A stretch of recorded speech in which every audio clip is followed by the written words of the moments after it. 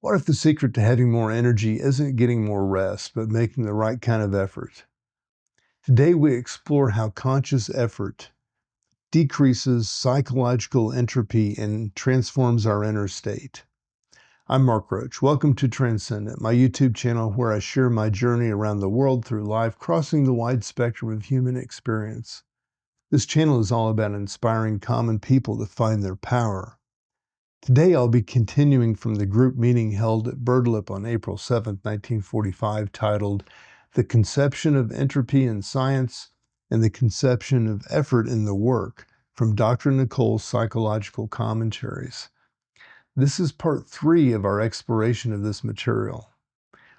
Now, the work teaches that we have to make effort on ourselves in many different ways. Will you agree with me when I say that effort tends to decrease entropy and simply doing as you want increases entropy? We took the example of formulating one's thoughts. This requires a definite kind of effort. Do you feel fresher after it or not? Do you feel more available energy or not? I think you will all agree with me that you will feel more energy and feel more alive. That means you have decreased entropy in you. And so you have more available energy to give out or to use. But supposing you're bored to death, fed up, maybe sated with food and sex and laziness and so on, and supposing you simply can live as best you can without even trying to understand your job or take hold of anything and just drift, then I think you will agree with me and say you're increasing in psychological entropy. Now, I will connect this with going more and more to sleep in the work sense. I mean, that increasing psychological entropy can be thought of as the equivalent of increasing psychological sleep. You know what happens to us all unless we work? We get to a state where we let everything go, in which we can make no real effort or of attention and cannot concentrate, but really dream instead. We cannot apply ourselves to anything and cannot take in any new impressions. We never try to learn anything new. And instead of being horrified by our state of ignorance, we just drift along in the stream of life. The keynote of this work is to rouse us from this kind of sleep.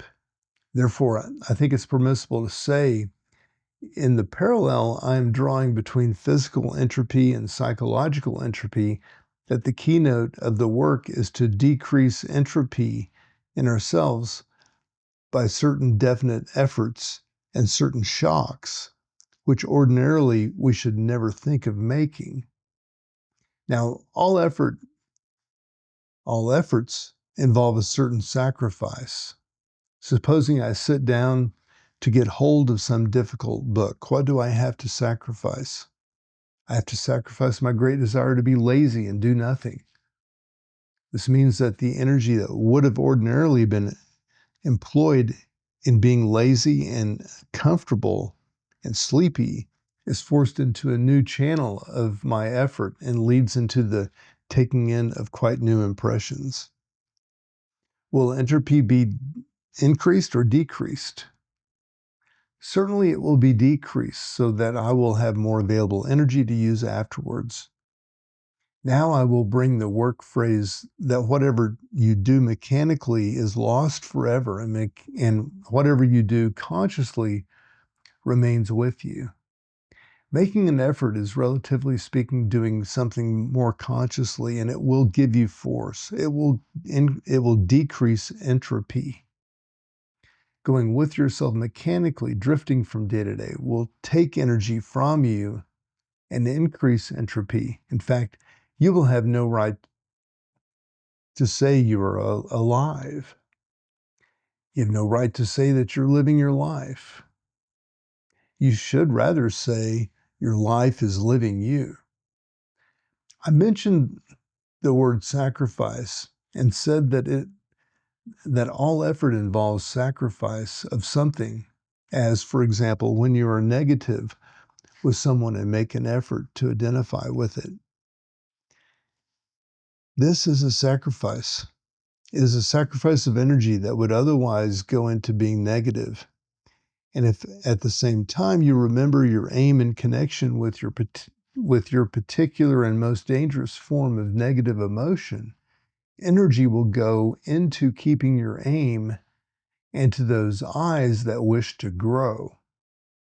This is a good kind of effort to make, and we're only taking one or two examples of those efforts taught by the work on its practical side. This was from the conception of entropy in science and the conception of effort in the work, part 3, from Dr. Nicole's Psychological Commentaries. I'm Mark Roach with Transcendent, and I'll see you in the next video.